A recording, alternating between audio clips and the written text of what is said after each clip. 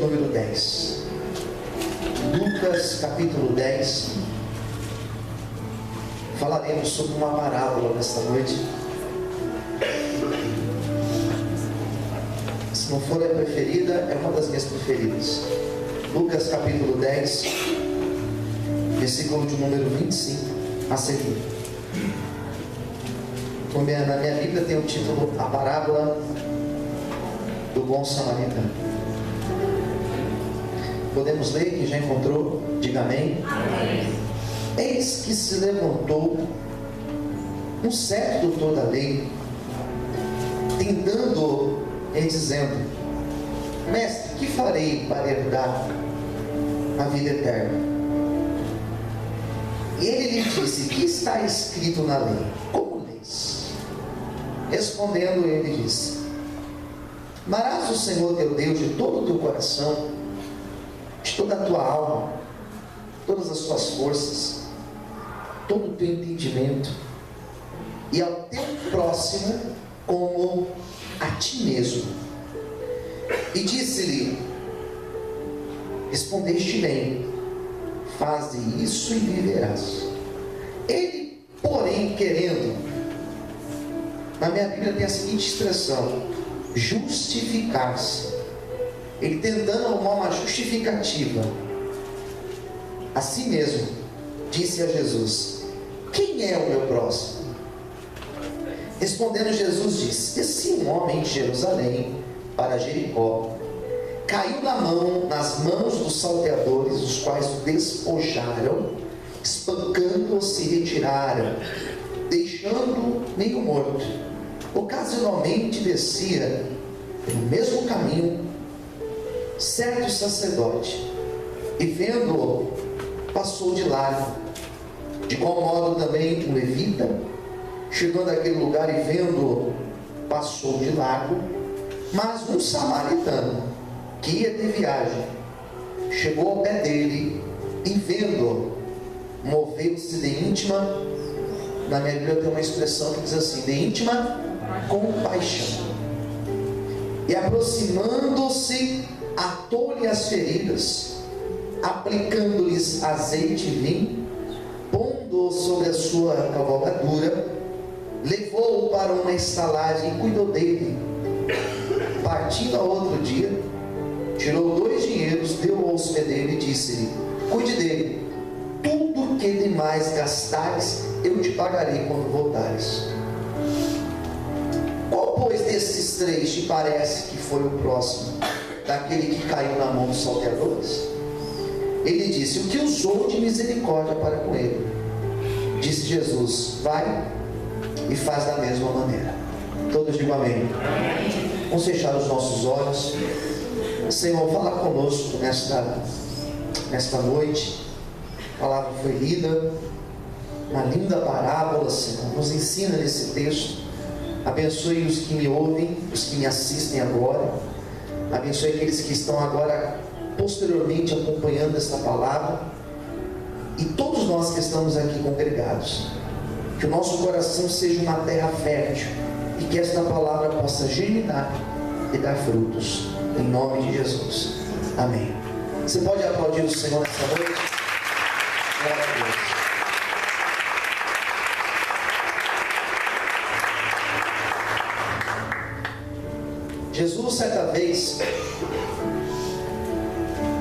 Jesus certa vez foi questionado. Ele comissiona 70 discípulos. O Espírito que estava sobre ele, ele coloca sobre esses 70 discípulos.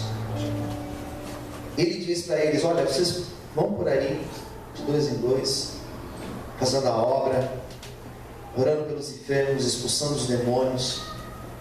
Faça o bem, não leve 2 túnicas. Casa que entrares, deixa ali a tua bênção. Ele libera essa palavra sobre esses discípulos e eles saem para fazer a obra. Muitos milagres acontecem, e glória a Deus por isso. E a Bíblia diz que depois disso, um doutor da lei. Quem eram os doutores da lei? Os rabinos, aqueles que conheciam a lei de frente para trás, de trás para frente, aqueles que conheciam de cada código da lei. Com certeza conheciam não somente a lei de Moisés, chamada lei de Moisés, lei mosaica, a lei dos judeus, mas conheciam também os demais códigos que existiam naquela época, como um código chamado Código de Hammurabi. Conheciam tudo sobre doutrinas, sobre cultos, sobre a maneira de ofertar, sobre a maneira de prestar um culto, toda a liturgia judaica. Eles conheciam de todas essas coisas.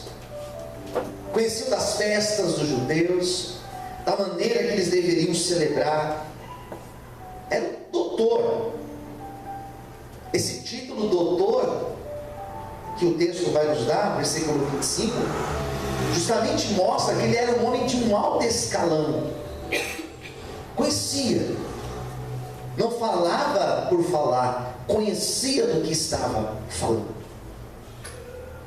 Ele se aproxima de Cristo e pergunta: mestre, a pergunta dele foi a seguinte: o que farei para herdar a vida eterna? Ou seja, esse homem acreditava na vida eterna. Quem aqui acredita na vida eterna? Diga amém.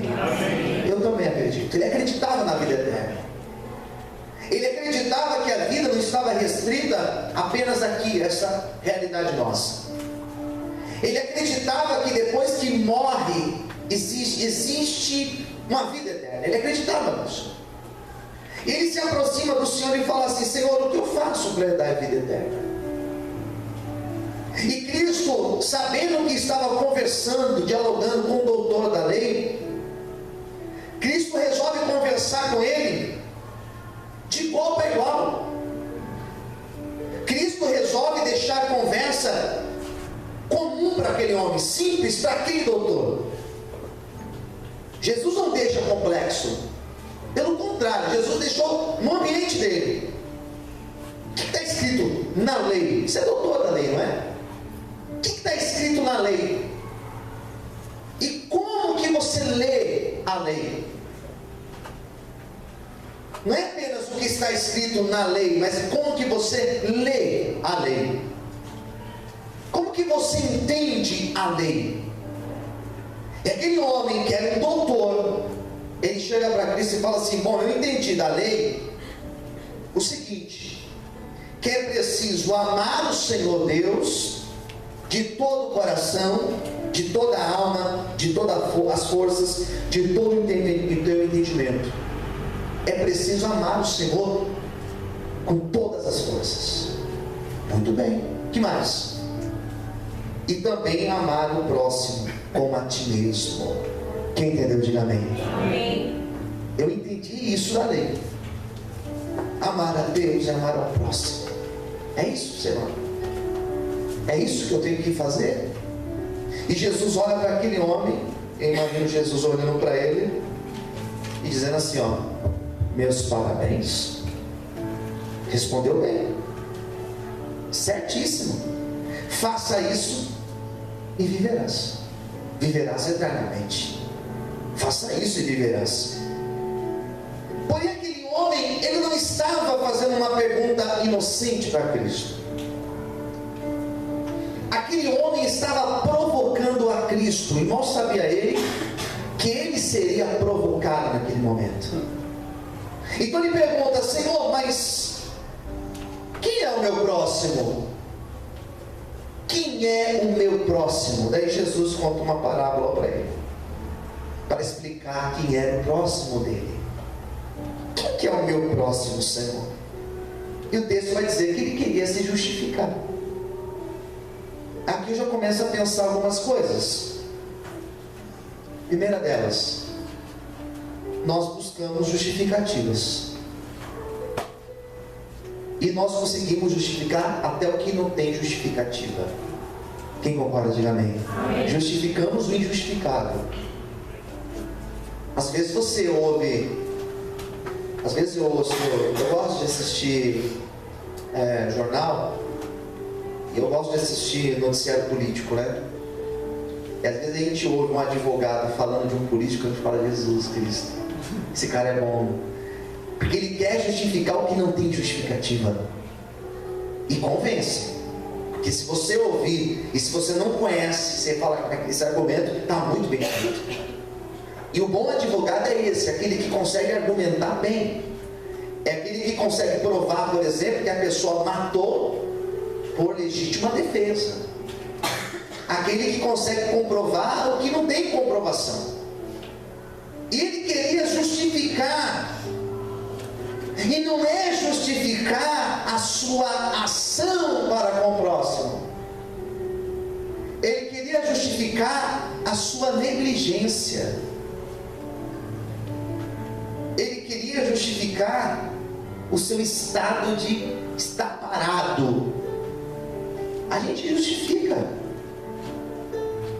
Por que você não busca a Deus? Por que você não veio para o culto? Por que você não ora? O que você faltou ontem? Por que você... E nós temos justificativa. Por que você deixou de fazer a obra do seu grego? Nós temos uma justificativa. Não importa se ela é verdadeira ou falsa, mas nós temos. Ele queria uma justificativa para ser negligente. A verdade é essa. Daí Jesus conta uma parábola. Jesus conta o seguinte: que existia um caminho que ia da cidade de Jerusalém para a cidade de Jericó. E esse homem, ele estava indo justamente lá de Jerusalém para Jericó. E no meio do caminho ele foi pego por alguns salteadores. Roubaram tudo que ele tinha, espancaram, deixaram ele quase morto no caminho. Isso aqui é uma história que Cristo conta. Quem está entendendo, diga amém. Parábola, né? Daí veio um sacerdote, veio um religioso, um sacerdote, aquele que estava em Jerusalém como uma autoridade religiosa em Jerusalém, aquele que vivia dentro do templo.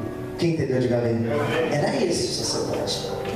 Ele, quando viu aquele homem caído no chão, quase morto, não fez nada. Ele atravessa a rua, foi para outra calçada, continuou o seu caminho como se nada tivesse acontecido. Foi embora, sem peso na consciência. Daí, logo depois, desceu um levita, o segundo religioso, que cuidava do templo, cuidava dos detalhes do templo, dos utensílios do templo, fazia louvor no templo. Ele desceu, quando ele viu aquele homem jogado, atravessou a rua e teve a mesma atitude que o sacerdote. Pode ser que ele era aluno do sacerdote, pode ser que ele aprendeu com o sacerdote a ser negligente. Mas daí passou um samaritano.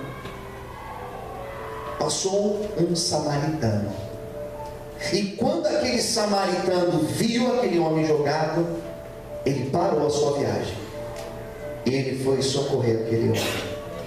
Quem entendeu, diga amém. Ele ajudou aquele homem. Ele passa por aquele homem e ele não foi negligente, mas ele largou tudo e pegou aquele homem, jogou em cima do seu cavalo, levou até a cidade, levou para uma estalagem, pagou para a estadia dele, cuidou dele. Bom, quem foi o próximo desse homem? O samaritano. Daí Jesus declara o seguinte: vai e faz o mesmo então. Essa história, ela traz algumas denúncias de Cristo. Quem está pronto para ouvir, diga amém. Amém. Primeira coisa que Cristo diz aqui nesse texto, que a atitude de negligenciar o pecado de omissão, ele é tão igual, ele é tão terrível como o pecado de comissão. Quando eu cometo o pecado, ou quando eu deixo de fazer o certo, eu estou pecando na mesma proporção. O que Cristo está denunciando nesse texto é aquilo que Tiago lá na frente interpreta dizendo, ele chama de fé sem obras. Porque tanto aqueles dois religiosos passaram, negligenciaram, o samaritano teve atitude. É incrível. que se juntassem aqueles dois religiosos, não dava um samaritano. Às vezes nós temos aqui na igreja uma pessoa que trabalha por 2, por 3. Às vezes nós temos um cristão que vale por vários outros, que são mais ou menos. Aquele samaritano, quando ele viu aquele homem caído no chão, ele não conseguiu passar. Ele não conseguiu continuar a sua viagem. Ele não conseguiu ignorar aquele homem que estava jogado ao seu caminho. Quando ele viu aquele homem jogado, aquela imagem mexeu com ele. Aquela imagem entrou na mente dele, aquela imagem tocou no coração dele. E quando ele viu, ele falou assim: eu não posso continuar. Eu preciso fazer alguma coisa por esse homem. Eu preciso de alguma maneira, porque eu sou responsável por ele. Eu sou responsável pelo meu próximo. Quem está entendendo, diga amém. Amém. Eu tenho responsabilidade. Eu não posso passar e simplesmente ignorar o fato desse homem estar quase morto aqui na beira do caminho, porque se eu for embora ele vai morrer aqui. Eu tenho alguma coisa a fazer, ou melhor, eu posso fazer alguma coisa por esse homem. E o que eu quero dizer para você nessa noite, com toda certeza, que nós aqui temos condições de fazer alguma coisa. Nós temos condições. Deus já nos deu graça para fazer alguma coisa por alguém que está caído, por alguém que parou, por alguém que tropeçou, por alguém que não continuou caminhando. Nós temos condições de fazer alguma coisa. E o que o Senhor está à procura aqui não é de um homem como um sacerdote, como um levita. Jesus está procurando homens e mulheres que sejam como esse samaritano, que estejam dispostos a parar e fazer alguma coisa por aquele que está caído. Amém? Será que você pode aplaudir e exaltar o Senhor essa noite? Glória a Deus. A palavra que me chama a atenção nesse texto é a palavra justificativa. Qual que é a palavra? Justificativa. Nós queremos justificar. Eu não parei, sabe por que eu não parei? Por que você não parou para ajudar ele? Hein, sacerdote? Hein, levita, por que você não parou para ajudá-lo? E geralmente nós falamos assim: eu não parei porque eu estava com pressa. Quem entendeu? Diga amém. Eu estava com pressa, eu tinha um compromisso. Eu não parei porque eu estava correndo. Às vezes nós reclamamos dos nossos filhos de algumas posturas que eles têm, e nós somos os responsáveis por isso. Porque às vezes na nossa correria nós não paramos para educar os nossos filhos. Às vezes a gente quer que as professoras, os professores eduquem os nossos filhos. Essa responsabilidade, ela pertence a nós, pais. Às vezes nós justificamos negligência na obra de Deus pela pressa do dia. Minha vida é corrida, pastor. Eu trabalho não sei quantas horas por dia, eu corro, eu tenho muitas coisas, muitos compromissos, o meu telefone não para, meu e-mail, as minhas coisas. A pressa. Às vezes nós justificamos até mesmo a nossa ausência na presença de Deus pela nossa busca desenfreada de interesses. Eu estou correndo atrás do meu objetivo, da minha meta. Foi isso que eu falei hoje cedo, né? Que às vezes nós traçamos uma meta, e você quer ver se ofender alguém nos dias de hoje, é você falar que não tem objetivo. Você ofende. Como assim você não tem objetivo? Você não tem uma meta? Você não tem um plano de execução? Como assim? Nós somos ensinados a traçar metas, objetivos, buscar resultados. E às vezes nessa busca de resultados, nós cometemos o erro de passar por cima de pessoas e de princípios. E às vezes nós passamos por cima até de pessoas que nós amamos, para alcançar esses tais objetivos. E você chega lá e você descobre que você está sozinho, vivendo no seu objetivo. Então esses homens, tanto o rei